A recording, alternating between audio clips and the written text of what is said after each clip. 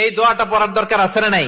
সকালবেলা যদি পড়েন 3 বার, সারাদিন তারা আপনার জন্য মাগফিরাতের দোয়া করবে। আর ওই দিন ইন্তেকাল করলে আল্লাহ তাআলা শহীদ হিসেবে আপনাকে কিয়ামতের দিন দাঁড় করাবে। আবার সন্ধ্যাবেলায় যদি পড়েন, সারা রাতের জন্য 70,000 ফেরেশতা মাগফিরাতের দোয়া করবে। ওই রাতে মারা গেলে শাহাদাতের মৃত্যু নসিব হয়ে যাবে।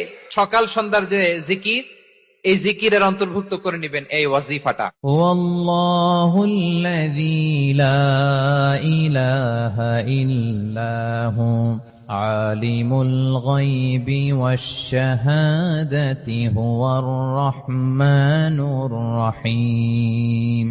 والله الذي لا إله إلا هو الملك القدوس السلام المؤمن المهيمن العزيز الجبار المتكبر سبحان الله عما يشركون هو الله الخالق البارئ المصور له الأسماء